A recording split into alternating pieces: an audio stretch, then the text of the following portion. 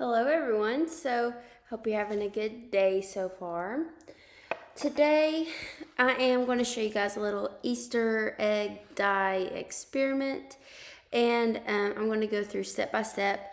If you want to do this at home you can, but in order to get your grade for this you will need to put one chemical change or chemical reaction that happens and one physical change that happens throughout this process.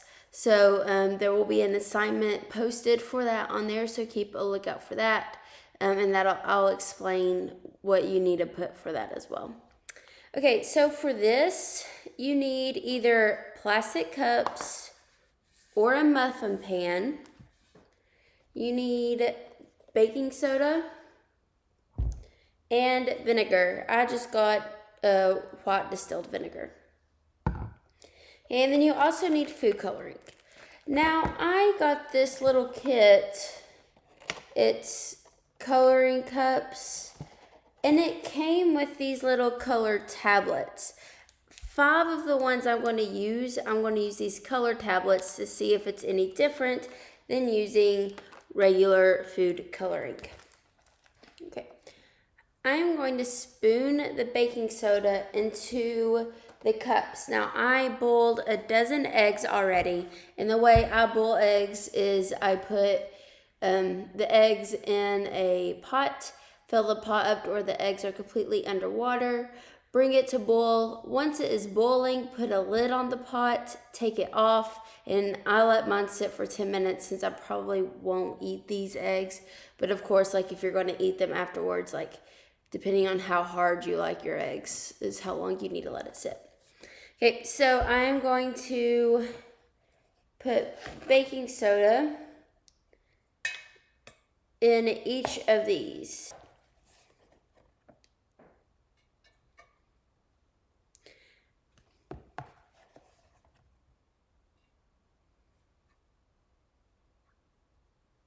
Okay, so I'm filling each bin about 3/4 of the way full with the baking soda, and then I'm going to put like a little dip in it. So it's like a little bowl. And I'm going to do that for 7.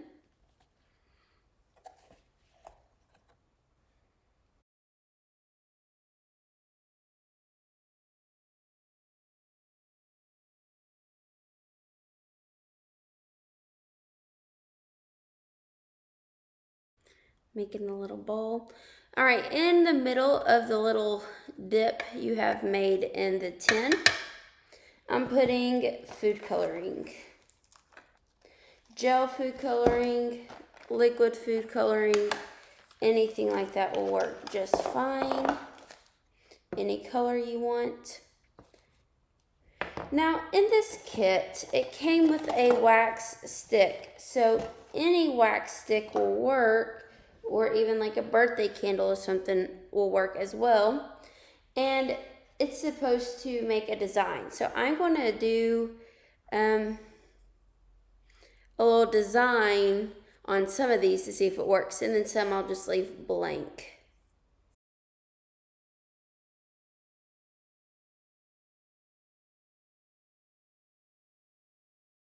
All right, so as you can see, I've put food coloring in each of the cups.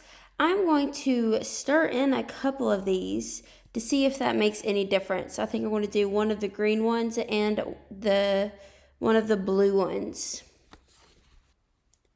So as you can see, I did mix in that one green and the one blue. And so now I'm going to, okay, so I put the eggs in each cup just like so. So now here comes the fun part. You have your white vinegar, or any vinegar will work.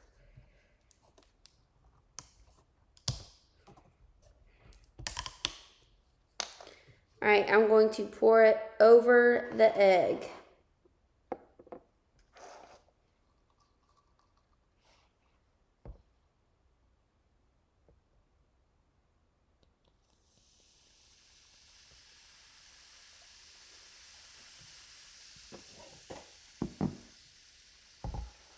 Okay, so I noticed that it's not going over the top. So maybe we need to dig the egg in a little bit deeper. And put some of the baking soda and food coloring on top.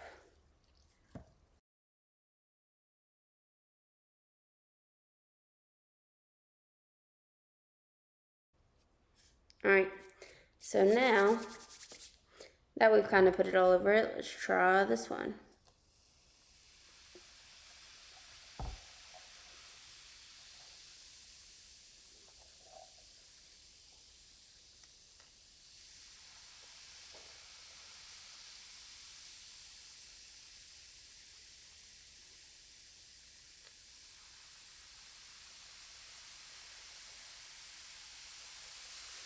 Make sure you have paper towels because it does go over the side.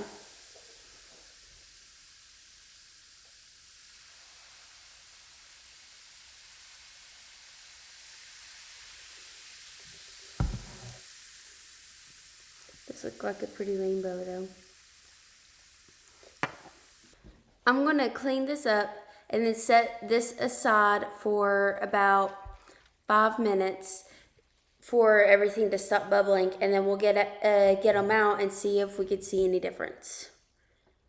Alright, so while that's sitting, I'm going to go ahead and work on these other 5 eggs. So I have these 5 plastic cups that you guys can see. And instead of the traditional food coloring, I have these little 5 tablets that are different colors that came with the food coloring kit. So I thought I'd give them a try.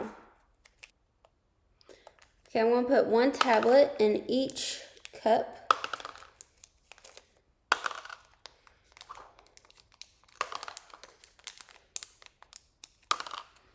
Okay, so what I'm going to do is put a little spoonful of baking soda in each cup.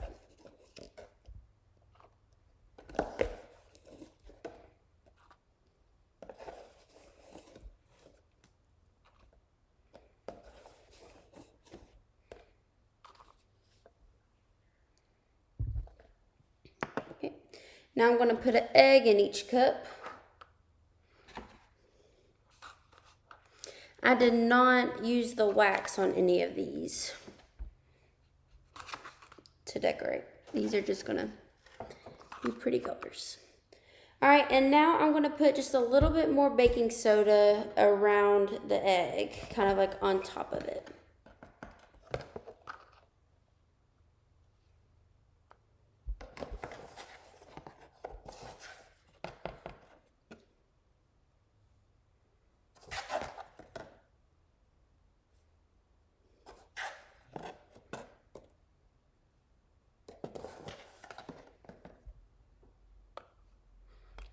Alright, and then now I'll pour the vinegar. I'm just going to do a little bit at a time to keep it from overflowing. So what I'm going to do, since this die is a tablet, I'm just going to put a little bit in first. Kind of let that dye dissolve and let the first round of bubbles go.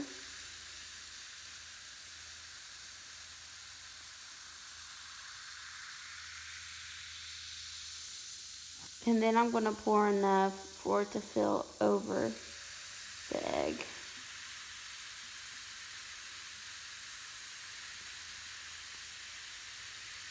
Alright, I'm going to go ahead and do it for the other 3 as well. Again, just putting a little bit in first to let the dye kind of dissolve.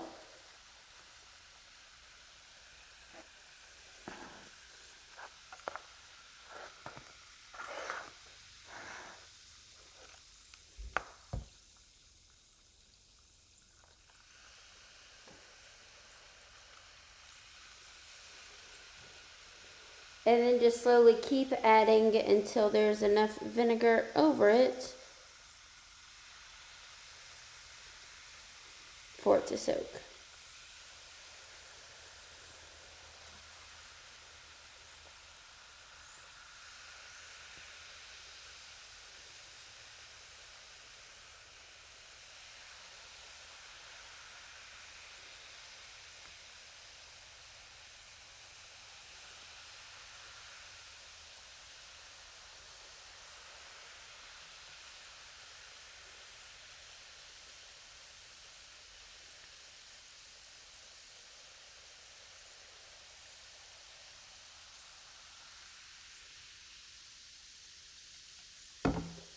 Alright, so now that we've let those sit, we're going to let them sit over there with the other eggs for a little bit. And I'll come back and show you guys what the end result looks like. Okay, so an update. About 10 minutes after I filmed and did the original Easter egg demonstration, I then went ahead and put them into a mini muffin pan. Here's the muffin pan. It is an old pan, so it is clean. It's just stained. So these 7 right here were the ones from the big muffin pan, and these 5 were from the cups. So as you can see, the cups tend to be a little more spotty. I did notice that maybe next time if I did it, I would turn the eggs through it so it would be stained throughout. There is a little bit of texture. You can see a little bit of bubbles on these, especially like the blue one.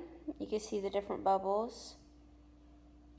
So it did make some texture. That one's really pretty. And then the yellow one, of course, is not very dark, so that's why that one looks like that. And then the green. So for this, if I had to redo it, I would make sure to spin the eggs halfway through in that cup to make sure that the dye gets on all of it. Okay, the other 7 with the muffin pan. Now this made really cool, almost a tie-dye feature.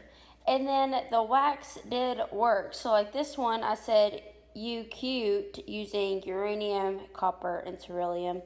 And it was like a blue tie-dye. This one was like a orangey blue tie-dye.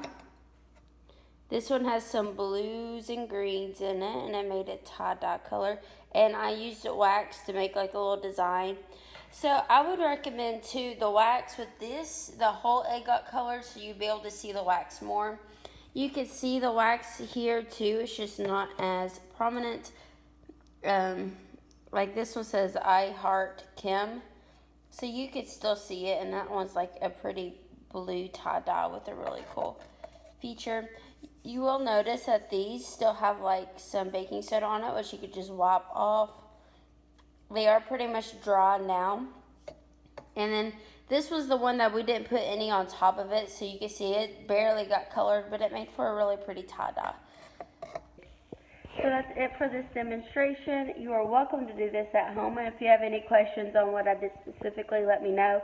But for this grade, there will be an assignment posted, and you need to tell me one physical property or physical change that happened throughout, and then one chemical change that happened, or chemical reaction, same thing. So if you have any questions on that, let me know, and I hope you have a great Easter.